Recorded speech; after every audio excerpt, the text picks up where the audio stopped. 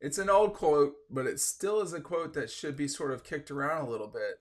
Back in the summer, everybody's favorite tank top wearer, Pat McAfee, had this to say about the Dogs. He said, "They are unstoppable in my eyes, Matt." That was in August. Comments? I mean, like, Well, it's unstoppable is a strong word, but here we are again, 9-0. yeah, and this is an NFL guy. No one's unstoppable in the NFL. I mean, I guess maybe the Brady Belichick prime days or sometimes Patrick Mahomes, but when an NFL guy who's coming into the college scene and doing a big job, he's got the younger audience and he's telling these people as a former player, hey, this team's unstoppable. You have to take him serious, right? The guy knows what he's talking about, and I think he's seen Georgia in a lot of big games because of his presence in the media field the last 2-3 years. So he was there for the TCU game. He knows what a very, very good championship caliber team looks like. And again, this was back in, I guess, the summer. So they're coming off back-to-back national champions, ships. It'll be interesting to see what he has to say about this current team on College Game Day. You can read more about that over on Dawg Post, but his voice matters now in a big way. And I think a lot of college football fans are still starting to get to know him. Obviously, they've heard about him last year. He's a big name this year, obviously. So, when he says something, a lot of people hear it because his, reach is so big. So it definitely means something. Are they unstoppable?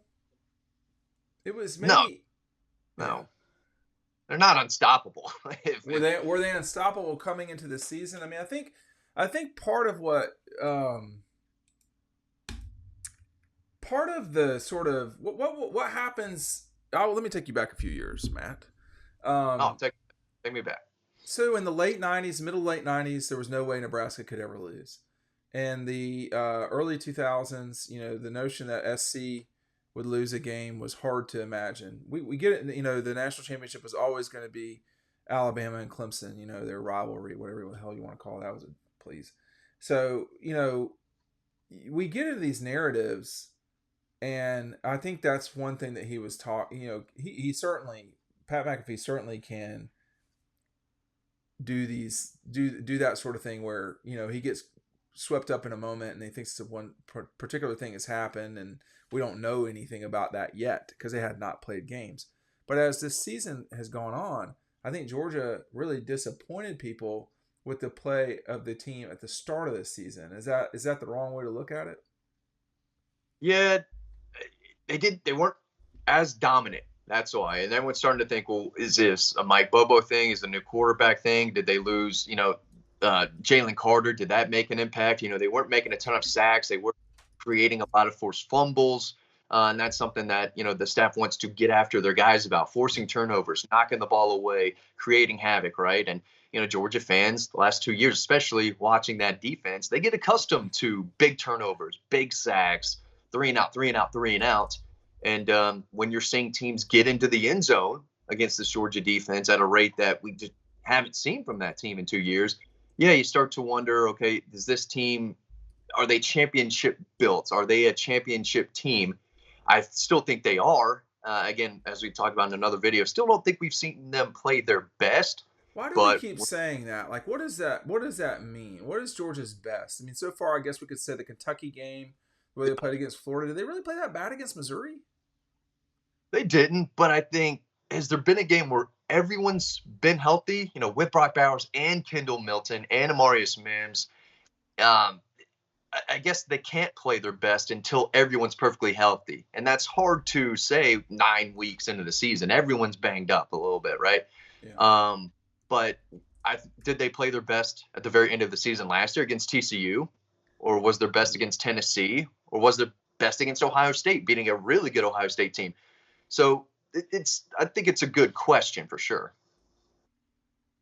Yeah, I think while I ponder that, I want everyone to ponder this. This EcoPoly swivel chair is the one I use now. It's got, you can see the padding right there. Anyway, it's red and black. Take advantage of our great offer, 15% off, free shipping for all of the houses that you've got. The holiday season, Christmas will be here any moment, let me tell you. And, you know, this is a great quality product that we've got, that they let us use, and I use them around my house. I use it. Some of the stuff is outside. You've seen the videos for that.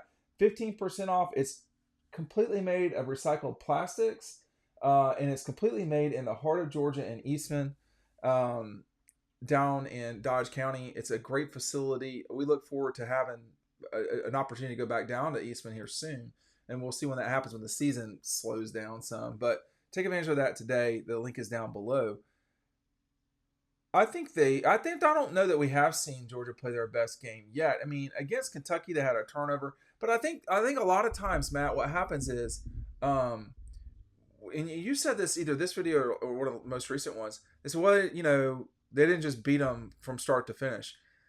But that just doesn't happen, man. I mean, when when in sporting things, I mean, think about a basketball game, for instance, or football seems to be like the only sport, perhaps baseball, where you can just come in and shut the door immediately on a game.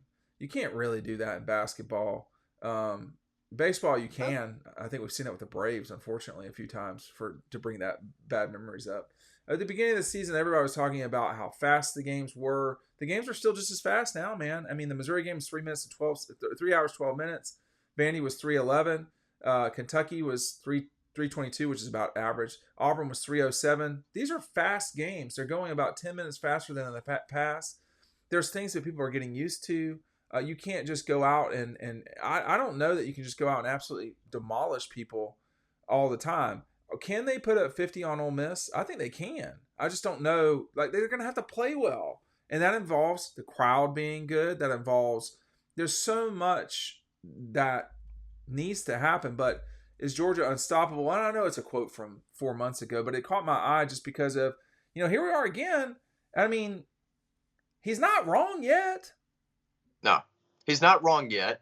But Georgia has looked beatable, right? When they were down in the fourth quarter. They looked beatable. Hey, man, now listen, they looked beatable. They were beatable in 21. They lost. And in 22, They certainly were beatable. I mean, they won. They beat Ohio State and Missouri by a combined 5 points. Every team's beatable, but you have to have a really good opponent play their best in order for them to lose. That's what I think. I mean, Alabama played a great game in that SEC championship. Georgia's last loss in 21. I thought they played phenomenal. And that's Bryce what Young played phenomenal. Yeah, that's what we've learned. You have to have elite quarterback play and play great football from everyone for 4 quarters. You can do it for 3, as we've seen Ohio State and Auburn do, but the Georgia Bulldogs are built for the 4th quarter. That's what they always preach. If you see any of the highlights from the locker rooms or anything like that, Kirby's telling his guys, we're a 4-quarter team, and we dominate the 4th quarter.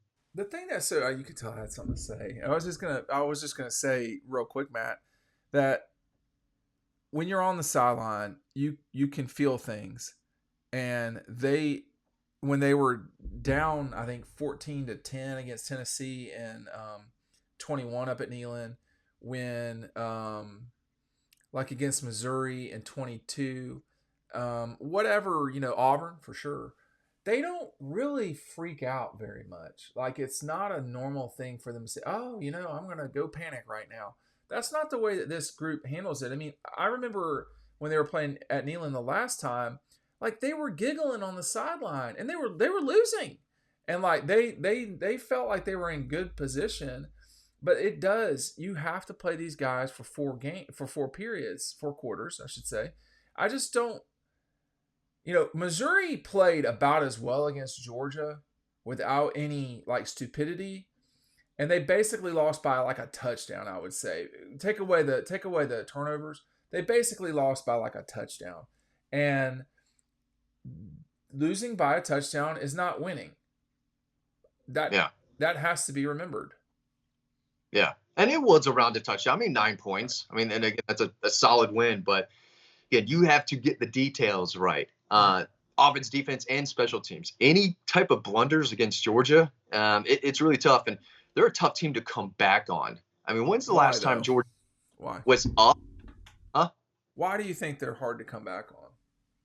Because they do try to play that smash mouth football in the 4th quarter and lean on defense, and I think Kirby does a good job of kind of managing the clock, which a lot of coaches don't do. I think that's an underrated part of his game. I agree. But And when you have to throw against Georgia's defense, you can't run your way to tie them and take the lead.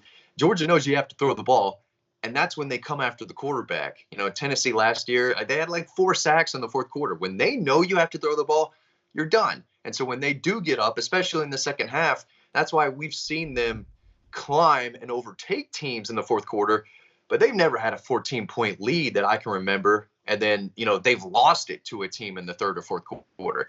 They're not built that way. Kirby doesn't coach that way. And then, again, you have to play a really, really good team for that to happen. The only time I can recall that, there were 2 times. 3.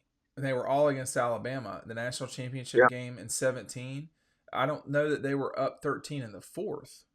No, I think it was 13-0 at half or something like that. And I think it was 2013 in the fourth, but someone can correct me. I'm sure they are eager to look that game up. And then the SEC championship game, they were up 14 in the third, and Rodrigo missed that very makeable field goal to get them up 17. They don't lose that game.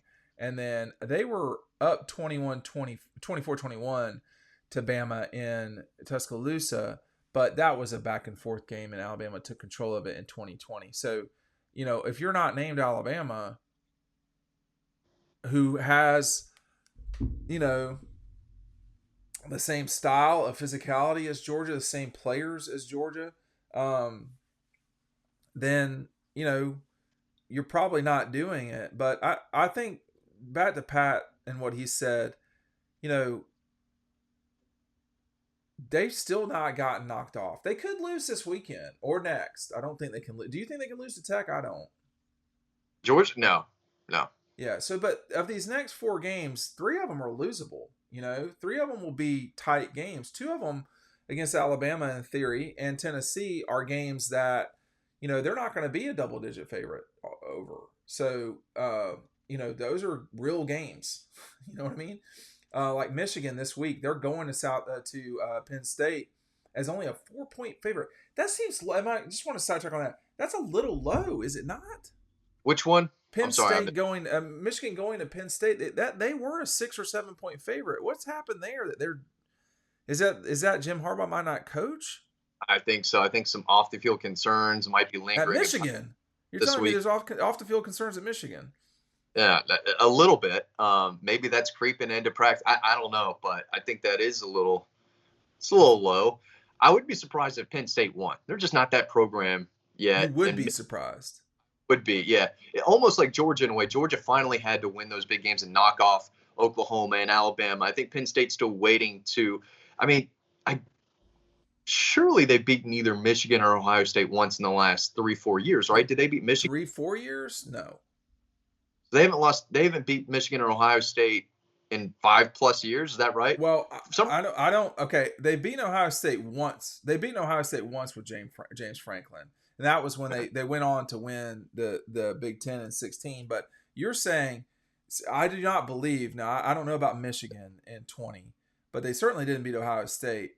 Penn State has not beaten Michigan or Ohio State in 23, 22, 21, and I don't believe 20 because I think they were 4-4 or 5-5 or something like that. So it's been some time. He's not a great coach, but I do think that they have the capability under James Franklin to win this game. Now, if they don't, and this is not what the point of the video was, but if they don't, then, I think maybe I was already asking questions a while ago, but at what stage do you realize what you've got with James Franklin, which is, he's not good enough, not to be with your peers, your so-called peers. I mean, if Georgia, I remember the days of Georgia not beating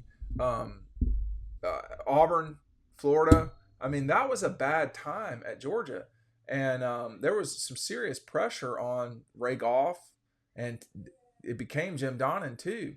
So I don't know, man. Anyway, anything left to say on the Penn State topic, or you want what?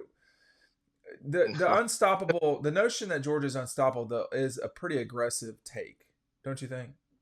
Yeah, little reach, a little bit of a take, but so far is correct.